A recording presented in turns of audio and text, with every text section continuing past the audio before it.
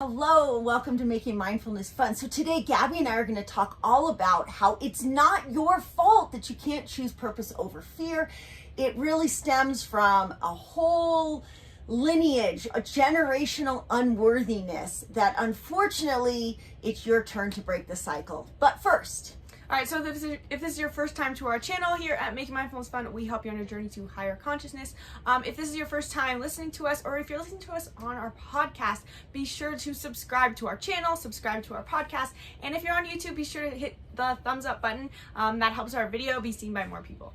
Okay, so what are we talking about when we say that there's like this generational unworthiness? Because real quick, let's talk sacral chakra. Sacral chakra is right below the belly button, and it's really the area of our self-worth. It's also controls how vulnerable we allow ourselves to be. And the reason we wanted to talk about this today is that, we've noticed that when we're out exploring and in the world, and when I'm working with clients, I notice that a lot of people have trouble telling each other, either sharing with strangers or even with their kids or their spouse.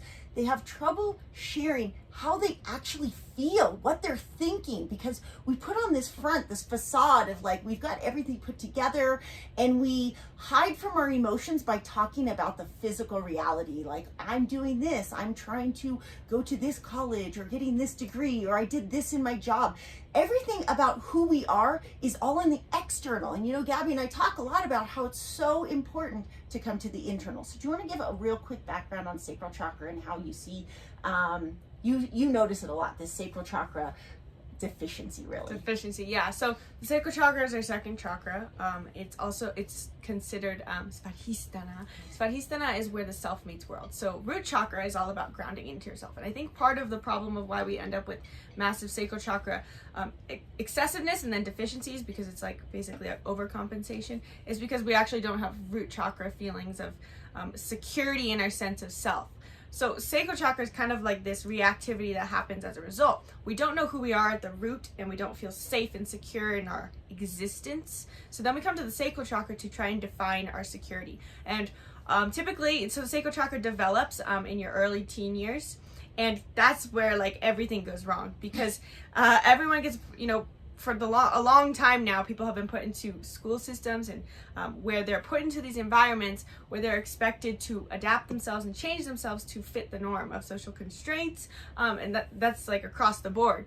And there's a part of that that's healthy, because the sacral chakra has been around a lot longer than school systems have. So sacral chakra is all about feeling a sense of belonging in your tribe, and the sense of acceptance. And so if you think about ourselves as like primal humans, that's important. The problem is, that's important in the sense of, as tribal humans, we do need connections and one-on-one relationships and intimacy are ruled by the sacral chakra. So there's a component of that that's healthy. The problem is it's veered in this negative direction, and so then we're taught that we gain approval and acceptance and validation through wrong behaviors, and we're outsourcing it through that exposure to that in early teen years, and all of a sudden that becomes our rules for life. We talked about this in another video. Because we're exposed to that, those becomes the belief system that this is how the rules for life work. This is how I get acceptance and validation. That's how I fulfill the needs of my sacral chakra and get the energy flowing. I get it from out there because that's what I was exposed to and that's what I was taught. And so now then people grow up and people live the rest of their lives, and we see this all the time. You can probably give examples of this. So many people live their lives, and like people who are boomers, we see this all the time, go through their whole life never learning how to shift that, and so they're constantly seeking approval, and they use this is why we have so many people with narcissistic tendencies, manipulative tendencies, because they've learned and it's become the default for them to use things outside of themselves to gain approval and to gain acceptance and validation. And you can see it, or think about when you interact with somebody. If you walk up like, hey, how are you? And we never go to, I'm feeling a little bit worried because I had this argument with my daughter and I'm afraid that I crossed the line. We don't expose ourselves like that. We say like, I'm doing great, even though nobody's really doing great, but we say, I'm doing great. And then we go into, my kid is going to go to, or has this soccer tournament this weekend. Everything is so in our schedule and on like where we live our days, and it becomes a major block. So now that you kind of get, we have a ton of videos on sacral chakra, and it's also linked to the video we did a few videos ago about values and how important values, because it's really all linked in aligning your action to your intrinsic values or internal values, and not this extrinsic affirmation and reward. And so we also don't want to talk about our hopes and dreams, because then that exposes us to the possibility that we tell somebody we want something, and what if we don't get it? Then we're a failure. So it's really it's all related, and we're coming back to this idea of purpose over fear and generational. So before we get into how you achieve purpose over fear, let's talk about like the generation example in you know, we have parents. Let's just start with one generation. We have parents.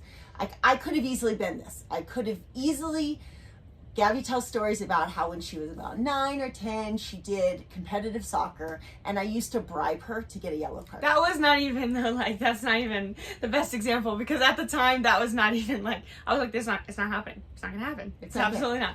But like the feeling of that, I was rewarded and people gave me attention when I won. That would be more definitive of like an example of, a sacral chakra outsourcing, because that experience, it's not that experience shouldn't have happened, it just happened.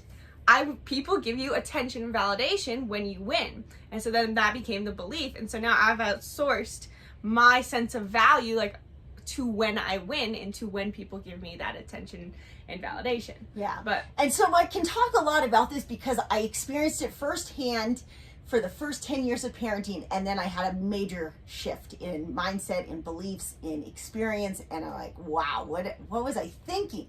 But I remember feeling that, like, oh man, if Gabi scores the goal, or if she's the star soccer player, somehow that makes me more valid and more valuable. And I don't think I even realized it on a conscious level. It took me being past that to look back and go, oh wow, that was probably a lot was happening on a subconscious level, but now I can consciously look back and see. Same with like when she'd compete in gymnastics. Same with like a lot of things that we're looking for success. Myself, when I would start going back to play soccer, I'm like, oh man, if I needed to score the goals, or I needed to be the star. And then I start thinking about, well, why was I like that? Well, because in my childhood, I got affirmation for that. Like, school was really easy for me. I always got straight A's. My mom would be like, I'm so proud of you for the A. And then there got to a point in my adulthood where I thought, wow, I really don't care if you're proud of me. I wish you knew what I was thinking. I wish you could relate to me. I wish you could share experiences of emotion, how we feel. And it's still hard, because I know I still talk to my mom, and she's all about, like, my brother's remodeling his house, so he's more successful than me. She never asked, like, what does it feel like to camp inside of Sinks Canyon, being surrounded by the energy of the walls and the feeling, the vibration or the ions coming off the waterfall right outside my door. I don't talk about stuff like that. It's all about, like, what campsite are you in? Where are you moving to next? And I don't think I'm alone in this. In fact, if you can relate to this, make sure you drop a comment if you're on YouTube watching this, because I think we all deep down feel that need, and you see it coming out. More and more people, more influencers especially, are talking about this vulnerability that we have to step into. And it's because we were raised with parents who weren't vulnerable. They were absolutely detached from their emotions, ashamed of their emotions, struggling so much to prove their own achievement that they forgot that there was this other part. And and so then there's like this deeper component of like, okay, so vulnerability, we're gonna dive into this one probably a lot, but vulnerability is interesting because essentially we have this false idea of what vulnerability we think it's supposed to be. And so then people think like, well, me being vulnerable is like me putting on this emotional dramatic display, but that's probably actually the opposite, because if you put on this emotional dramatic display of vulnerability, then you're still trying to get someone to like feel bad for you, victimize you. Now you feel good about yourself, and it fulfills your sacral chakra, and that's contradictory. So vulnerability is about coming to a space of really about just expressing who you are, just at the fundamental level. Like, this is what I am. I don't need you to give me anything for it, but this is where I'm coming from, and I'm sharing this. And the hard thing about this is that we struggle with this true vulnerability because expressing negative emotions or expressing quote unquote negative emotions or difficult experiences makes us feel like we're less than. Because of this idea that negative emotions are not expressed, they feel like they're less than. And so then if we're being honest about the fact that, hey, I'm not doing great right now, I'm not doing great, then I'm like losing at life or failing at life. And all of a sudden we have this feeling of ultimately, I'm not good enough. And so then you have to come back to, wait, why do I feel like I'm not good enough? Because you as you are already enough. So then what belief systems are you telling yourself that you need to be doing more of to be enough? Because really you as you are should be easy. But what that thought process can kind of bring you to is if you sit with it long enough and you realize like, I'm not enough, what is the story you're telling yourself you need to be doing more of? Is it, I need to be more productive to be enough? I need to be a better parent to be enough? My kid needs to be getting into this school to be enough, or whatever it is. If you can notice that inner dialogue, it transforms everything, because that dialogue is the hardest thing to notice. But if you allow yourself to sit with the feeling of vulnerability, that's how you get to the root of the stories you're telling yourself so you can shift them. I want to share a story. I won't say the names, but I had a client I was working with that was like a beautiful example of this awareness, this self-awareness. I just think how far I have to go back to put in the context. In the smallest context, she woke up, had a kind of an intense dream, but woke up and was like kind of shaken by her intense dream, and so kind of felt off kilter to begin with. So I think that was a first trigger, and that would have been a good awareness part to be like, ooh, this dream is lingering with me as I go into my morning. But she goes into the kitchen and goes to make her morning smoothie, and the kids had not run the dishwasher. And she was really upset because she's like, my stuff to make my smoothie is in this dishwasher, and now I'd have to hand wash it all, and I don't want to hand wash it. And so right there, that's probably already setting up some triggers. Like, to me, it'd be like, all right, well, they forgot, whatever, I'll just wash it and then get on with my day. And then it triggered another thing where like, oh man, the counters weren't cleaned either. And she's like, I was just so angry, I was losing it. And I thought at first, like, okay, you lost it with your kids. Like, you allowed yourself, in a way, as a parent, we allow ourselves to be vulnerable, even if we express like anger or sadness. That's a huge part, but it wasn't even that. She's like, no, I didn't say anything, but I was so angry inside. I'm like, okay, so what were you really angry about? Well, I tell them, like, I make requests all the time. I tell them to do their chores. They have to have the kitchen clean when I wake up in the morning. I'm like, okay, well, you know, then there's a discipline element. That's more manipura, discipline of like the solar plexus. Like, you need to do what you're told. And like, okay, well, they're acting entitled. No, they're really good kids. They cleaned the bathroom yesterday. It's really not that. So then I'm like, okay, so it's not about the dishes. What is it really then? Well, I feel like they don't listen to me.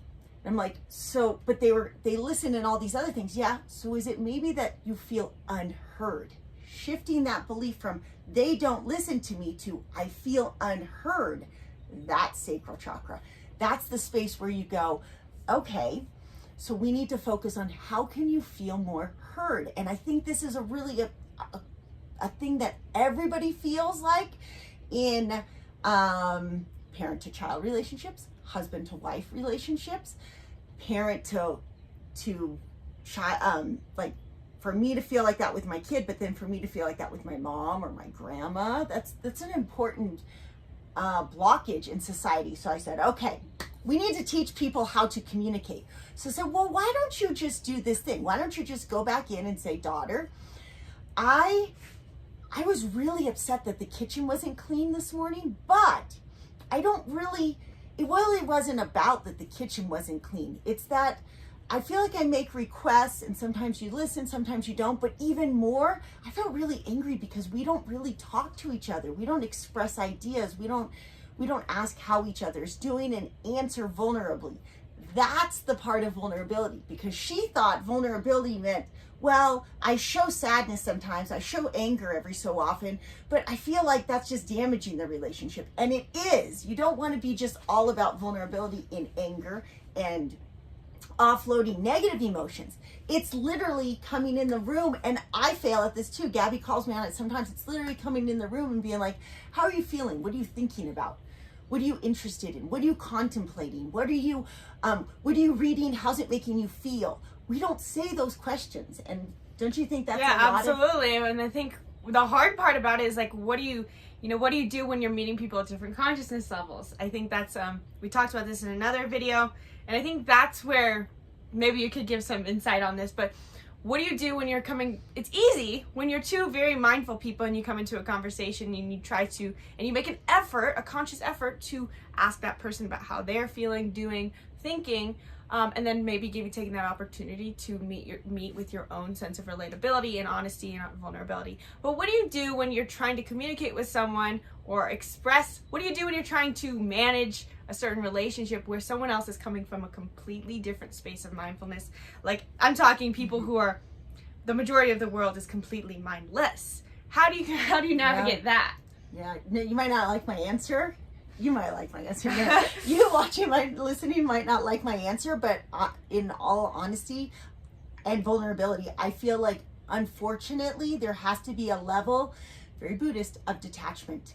You have to not over-identify with that relationship to start with, and you have to step into your sense of self and be authentic with your motivations and intentions. So I have to think, when there's a lot of relationships that I've just walked away from because of that, because I'll never be understood, we'll never see eye to eye, but there are some relationships where there is a difference in consciousness that I do want to keep.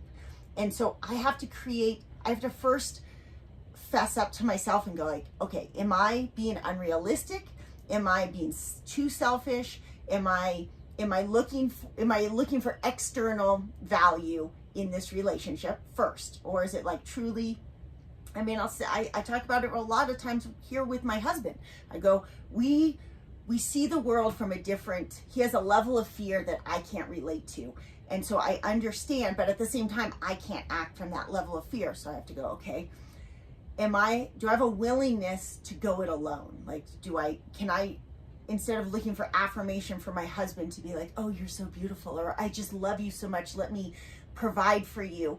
There's a space where that's okay. And there's a space where I have to take the risk to trust that that's not my only path. And so I'd say that you have to be honest with yourself, and then you have to trust that there's more out there. So Gabi experiences this with friendships. She wants to feel included with the group, with people her age, with others, with social circles. And a lot of times she'll meet those social circles and be like, there's just such a different consciousness. So what do I do? Like, she has to first step into herself and go like, okay, am I being unrealistic? Am I being too idealistic? Do I really want this? Is there a possibility that part of this relationship could be positive? And if that's yes, if it's no, then it's easy. If it's yes, you have to then be a little bit like heart chakra boundaries. Like, okay, well, I expose myself here. If it's no, then you have to trust the universe that there are more people out there, because she tells herself this story that like, there's just no like-minded people out there in the world at all. There's not. And as much as it does feel like that's true, there's probably only 2% or something of people that she could relate to that are her age group.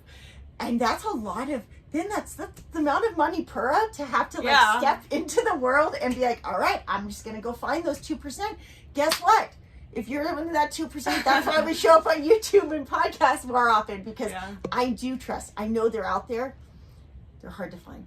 Yeah. And then I had one thing I wanted to add like a couple minutes ago, so I don't know if it's still relevant, but if it's still relevant, we kind of like, you kind of just said this at the end of what I was going to add, is like, basically it ends up being all of the chakras at once. To heal the generational sacral chakra issue, you got to fix all of them. You can't, because, we were talking about engaging with people of a different consciousness than you, and those sorts of relationships that you're not sure, like, there's so much gray space. It's not always an easy, yes, this person I want in my life, or no, I don't want this person. It's complicated.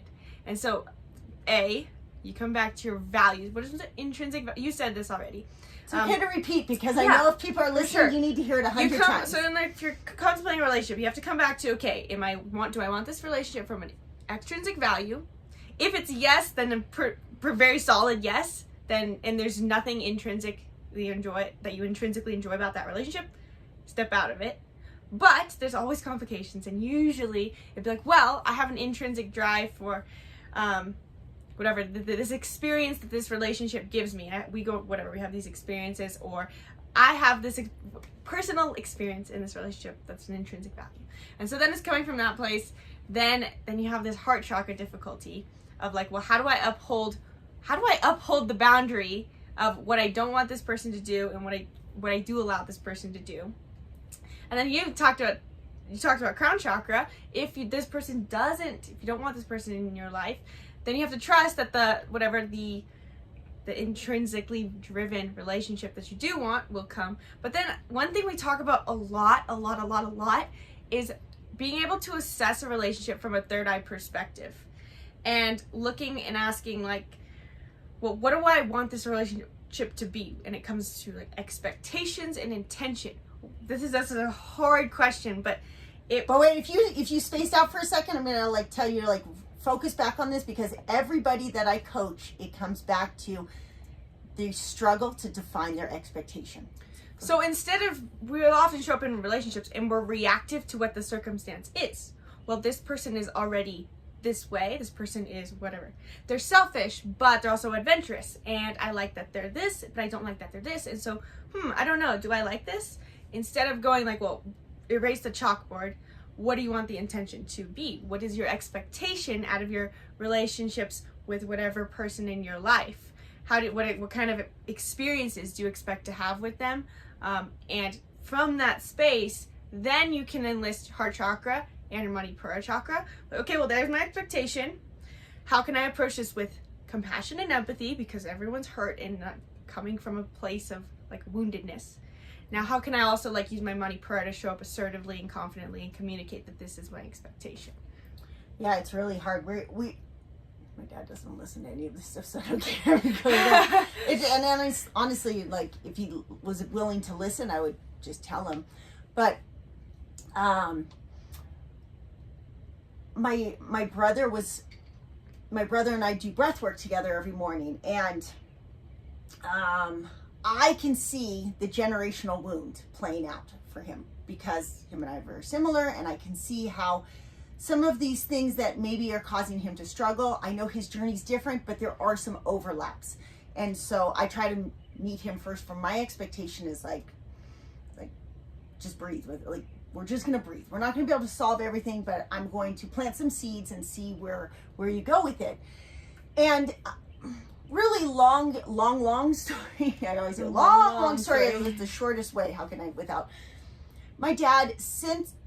I've shared some really good stories on Defy the Norm podcast of some of the great skill sets that my dad gave me. For example, he really helped me develop a strong Manipura, because when I was younger, we'd go out to the desert all the time. I use these examples, and we'd ride quads, or it really was 3-wheelers. And from the age of like 8 or 9, I'd be like on a big 3-wheeler, 250R with the guys, the only kid, the only girl on rides with the guys. And my dad would just like trail behind me, watch me, make sure I'm safe. But like I was able to assess risk. And then we always tell stories about like one time I assessed it wrong, and I fell and had to go to the hospital. But it was like, that's part of life. You fail sometimes. And so he was really good about protecting me. Always shouted me. He always encouraged me and believed in me. He's like, try it. You can do it. And recently I told a story about how like I'd wake up at 6 a.m. be so excited, but I couldn't start my quad or my 3-wheeler in camp because I'd wake everyone up. So I'd like go push it over to this hill, and then I'd pop the clutch to get it started because I couldn't kick start it. And I think of like those were all great things. My dad though was not spiritual, me growing up, and I can still look back and go, he taught me some really good skill sets, because he wasn't as traumatized by his own trauma, I guess, at that point. He had a bunch of failed marriages along my childhood. By the time my brother was born, that was his last failed marriage. So he's my half brother, but by the time that kid was born, my dad was he had made a lot of mistakes. When I was younger, he'd only made a few mistakes, so he wasn't so much trapped in that feeling of unworthiness. I think he was at that point where it's like, all right, I'm still going. There was still some like hope, I think, left in him. And then he'd made so many mistakes that when he was raising my brother, he had shifted to become a Jehovah's Witness. And we talk about crown chakra and spirituality here a lot. You know, you can also use that in the negative. You can outsource your spirituality so much that it becomes that you're not using your crown chakra anymore. And so in that case, it ends up blocking all the chakras because you're not only, so he ends up raising my brother in a way of like, kind of not an open canvas. For me, I had this blank canvas of like, try, experiment, see what you can do. It became more blocked, like, this is how you should be. If, you know, every answer to every problem was, well, it's because you don't listen to Jehovah. It wasn't like, hey, do you want to try a different career? Does this career not serve you? Or, hey, maybe we should freeze your credit cards so that you don't accidentally overspend them. It was like, it's just because you don't listen to Jehovah. That's your whole problem. And so we're not meeting people. That's a blockage of vulnerability because that's a closed-mindedness. Anytime we have closed-mindedness, we're not. Absolutely. You're trapped in the idea of what your idea is. And as long as you latch onto that idea, you believing that idea is right gives you worth because you're right. And so all my tangents back to, I've been breathing with my brother, and I said to my dad, I didn't tell him we were breathing because, you know, breath work would be anti-Jehovah. I said, you know, we're trying to come up with a vision, like what his next path should be. Like we're using third eye, basically, when I meditate with everybody I work with. I'm always trying to tap into the third eye. We have so much third eye blockage. We don't know, we can't figure out what we want when we don't even know who we are. And so we're trying to like unblock third eye with sacral chakra and heart chakra kind of at the same time. The more we forgive, the more we feel like we're worthy, the more we're worthy, the more we want goals for ourselves. So all I said to him was like, hey, I'm trying to work with my brother on coming up with a goal. And he's like, you shouldn't do that. You shouldn't push him like that. And I'm like, what? I shouldn't push him? What do you mean? Like, this isn't like a 15-year-old. I mean, even a 15-year-old, we should be pushing our 15-year-olds like, hey, what do you want out of life? No, you shouldn't do that. And I realized real quick, I'm like, oh, because if he figures out what he wants in life and is successful, that will unvalidate, one, that Jehovah didn't give him the answer, and two, that will subconsciously make him, my dad, feel like, oh, wait, you want to say it? Essentially, it's like this sense of I was wrong, which is like kind of a blanket way to say it. Of course, in his head, it would not come out that distinctively, but it's the sense of the beliefs that I was trying to impose on this person. So this is my projection onto this person of what I believe is right in the way. If that person doesn't follow this way, then my way wasn't the answer, and therefore I am not the answer. Therefore, I am not worthy, and I am not correct, and I'm I think there was another comment he made about like that you don't understand what it's like my son's like me, we're codependent on our relationships. He didn't use the codependent. We need to be in relationships. And to me, I look at that, I'm like, well, that's a blocked sacral chakra. You shouldn't need to be in a relationship. Gosh, we have to do that. We have to do a whole nother video on that, talking about that, the codependency thing, because that's going to be a 30-minute video in and of itself. Yeah. So it was really coming, that I think I was connecting a couple dots in that conversation. Then I'm like, wait. So you're telling me that that you're projecting out that he needs to be in a relationship in order to be happy because you've convinced yourself that you need to be in a relationship. Isn't that keeping our kids trapped in our own identities or our own belief systems, when the best thing that we can do is encourage our kids to create their own new belief systems? And that's the point of kind of this video, is that we're in a generational trap of worthiness because we're trying to make our kids stay stuck in our belief systems that we don't even know if we want to begin with. Right. Because our parents gave it to us. We want so much to prove that the way that we did it was right, and we're so afraid of being wrong and having wasted our life that we want to put it, send it down to the next generation. And one of the ways that I just thought of that this also played out would be like when we moved into the RV and like just extended family on both sides, grandparents and aunts and uncles on both sides of the family were so, really at first they were like, you can't do that. But then it became judgmental. Like, how dare you live your life this way? And to them, that's how the ego defense mechanism, sacral chakra deficiency comes up, because if they looked at us and admitted to the fact that maybe what they're doing is great, then they would also have to admit to the fact that the belief, that system they operated on, that the way that they were told to go through their life was wrong. And then they'd also have to feel that experience of like, I wasted my life and like the way I did it was wrong, and that's too much to handle. Then you start to feel all this, that's too much to handle for people who have outsourced all the sacral chakra power outside of them. Yeah. So encouraging people to have their own belief systems is really helpful. Of course, there's like, no, then you have the other end of the spectrum where you have to be coming from a grounded sense of individuality, not more labels and identities. Like that's part of the problem when we're talking about vulnerability and individuality. People say they're swinging the other, say they're healing themselves, but they're doing it under the more labels and more identities, and that's the antithesis of it. I mean, the simple description would be switching from one religion to another religion to another religion, but it would be like saying maybe like, I'm like identifying with, I do hot yoga, I do vinyasa yoga, I do yin yoga. Like, we have to detach from all of that. It doesn't mean like it doesn't mean you can't go practice yin yoga. It doesn't mean you can't be a Jehovah's Witness. It doesn't mean you can't be any of these things that are labeled, but it's like the over-identification with having to put that label on. And it's not like you can never say it ever. Like you can never say, I do vinyasa yoga. That's not what it's about. It's more about a matter of like, it's something I do. I'm someone who's not even material, really, in a sense. It's like, that's like the fullest extreme of it. Coming back to like, who you are is not something tangible.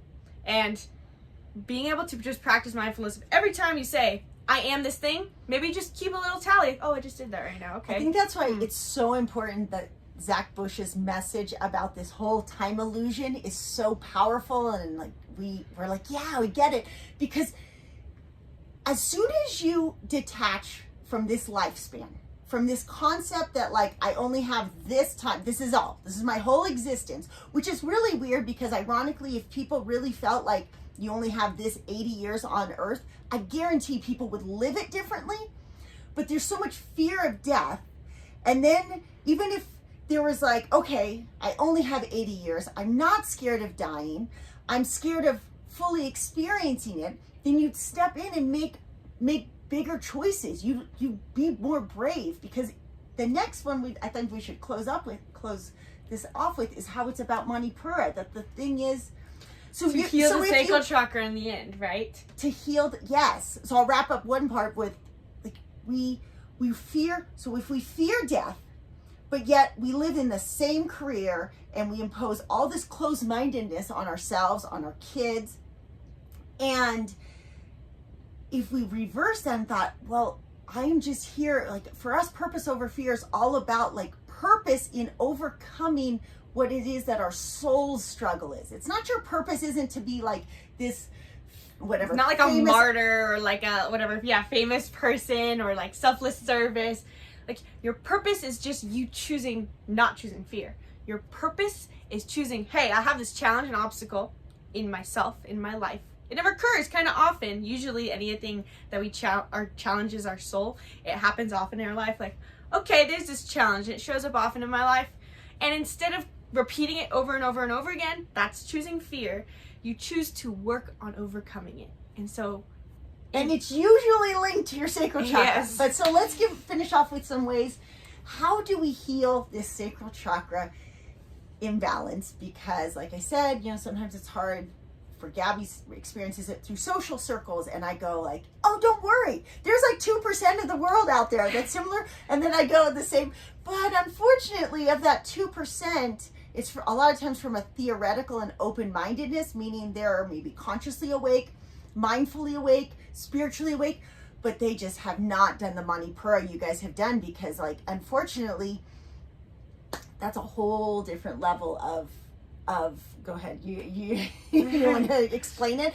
I mean, the grittiness, it's one thing for me to tell her, like, to be awake to what's going on in the world, and that to open your chakras, and it's not the same as like literally sleeping on airport floors and hanging off of a rope 500 feet off the ground, and some of living on forest roads and driving thousands of miles on end, and all of there's just too many things. I couldn't even list them off because there's just so many things that it's become like too long of a list to even label all of them. But all these experiences of having to essentially take personal responsibility, to suck it up and be gritty and get it done, and you have no choice other than to enlist all of your bravery and courage and go forward.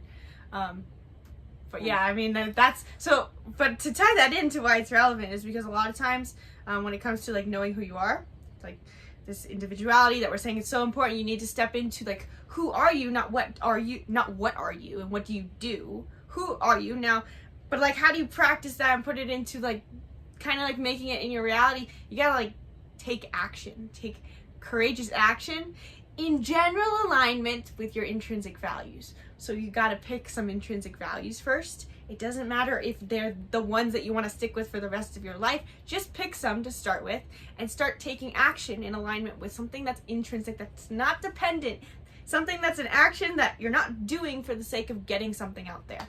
And it's really cool because the last podcast Victor and I recorded, he said that last night to me. He goes, you know, right now we're debating, we're trying to help our son Daniel, who's 20, almost 23, kind of find his space, because being just a digital entrepreneur, it's not great for him. He needs to work with people and so we're trying to kind of navigate that. And I told my husband, I'm like, you know, this is a big decision for us, because I don't really want one kid in Florida and one kid in Washington and one kid in Arizona. And if that happens, that's okay. I'm not going to be living in fear of that, but I feel like I have the opportunity to kind of curate it so that everybody thrives. And so we were talking about, so finally I told Danny, all right, can you try to like tell me where so that I can help plan everybody else's path around that, so that we see you. We don't want to not see you. And he's like, okay, well, if I had to pick right now, I'm going to pick spearfish. I'm like, okay. And then I told, because once, for all of our travels, once we pick one thing, it kind of is easier to put on layers for everybody else's happiness. And this is where expectation comes in, and how we ask, hey, what do you expect? What do you expect? What do you expect? How can we make everyone happy? And he said spearfish. And so my husband's like, ooh, he's had a lot of self-growth lately. And he goes, you know what? I think I'm going to go to spearfish and just try. Like, I'm just going to try. And he's 47, and he's literally, with all of our travels, says it in the podcast, or I probably explain it better for him, because he knows he's doing these things, but he doesn't really know how to verbalize the experience yet. But he's acting out of really, really good space. And he said, I'm going to go to spearfish and just try. And I'm like, oh my goodness, we have to record a podcast on this. Yes, yes, this is amazing. I think this would be the answer that for any, I don't know if we give people, talked about other people in these examples. So we're talking about generational sacral chakra blockages. Your parents passed these beliefs down to you, and there's a part of you that still probably wants to get the approval or like make your parent accept you. And so you have to choose your own belief systems. But to choose your own belief systems, you actually just have to do, and you have to do in alignment with something that's intrinsic, and you're going to go for it anyway and believe in yourself and feel worthy even if there's a possibility of failure. And that means you have to not be scared in your root chakra, and you have to trust in your crown chakra, because Victor absolutely is only to this space now after all these years of travel. He's only there because so many times his fear of discomfort, fear of really it's discomfort a lot, fear of not having enough, fear of approval, fear of all these fears have made it that so many times that I'm like, okay, you stay back, I'm gonna go do this. You stay back, I'm gonna go do this. You stay, and then eventually he got to a point, I'm like, well, you can only come with me if you want to do the things. You can't come with me out of fear of being alone or fear of discomfort. Like, we're gonna go down this road, metaphorically, literally, and I don't know what's gonna be at the end of it. But I'm just gonna go see, and if you wanna come with me, you can't come with me anymore just to be by me because you're afraid of somebody else dating me or something if I'm alone. You can't. Like, you have to go. And so we got to a point like, okay, I'm going to come with you in the RV this time because I want to go in the RV. Like, awesome. And so he goes and and we had these talks over the last 6 months a lot. You can't go rock climbing with me unless you want to rock climb. If you're doing it just because you think you should be there to be by me, or again, so no guys talk to me or something like that, like, you can't do that. It has to be out of 100% because you want to rock climb. And so he comes occasionally, but most of the time he doesn't. And that's okay with me. Before I might have been codependent, which we'll do another video on, and been like, you need to be there for me and give me attention. But I'm not like that anymore. I really could care less. I'm there for myself. I'm there for my experience and my values. And because of that, he's all of a sudden had this space where he's like, oh, wait. I get to see, remember, an Enneagram 2 grows to more of an Enneagram 4. He's like, oh, wait, I have this space in my life all of a sudden to figure out who I am. And see, like, oh, I have these values, and I have these quirkiness, and I have this different thing that defines me from you and from my daughter and from my clients and from all these people. And because he stepped into that, then he's willing to take more risks, and he's willing to, and good things have actually happened to him because of that. Like, he's gotten more clients that are more aligned with his beliefs and like how he wants, not even fixed beliefs, but more like open-minded beliefs. He's gotten more open-minded, awake clients because of it. And he's like, whoa, this is crazy. Now, and I don't even think we're going to end up going to Spearfish, but just to have the willingness to be like, you know, I could go to Spearfish and just try. That's huge. So much. I mean, what we just covered right now, it's everything. This is everything right now. This is we're going to be repeating this for so long because it's really comes down to what we just said. That's as simple as it is. It's a lot harder in practice. And it's probably the only reason we can talk about it, because it's cyclical. It goes through the same process over and over and over again. This is the hero's journey. This right here, that whole process we just took you through all your chakras, that is your hero's journey of how you choose purpose over fear. You have to go through these elaborate nooks and crannies of first moving into your sacral chakra, but realizing it comes back to your root chakra, and you heal that by stepping into bold, brave action of your solar plexus chakra and aligning it with your third eye chakra of where you want to go, and then coming back to your heart chakra and forgiving, and then communicating your expectations, and then trusting that it's going to be okay. And you definitely should rewind that 30 seconds and play it slow, because it's that cycle's everything. Yeah, so we could go on and talk about so many more stories on this, but we'll save that for other videos since this is a nice long video. I hope you guys enjoy. If you've listened to this point, please let us know if this video helped you. Let us know in the comments, and thank you for listening. And it actually would help us because to us it makes so much sense. We see it, we experience it, we live it over and over. But if you made it to this and you're like, I'm a little confused about blank, we would love if you just let us know where to go deeper into it, because sometimes for us it's hard to understand where we're meeting people at, because we end up like so many staircases beyond that. That's my hardest thing, is to come back to your starting point and maybe which particular conflicts you feel like you have, because we talked a lot about relationships in this, because relationships are they're everywhere, they're all over the place.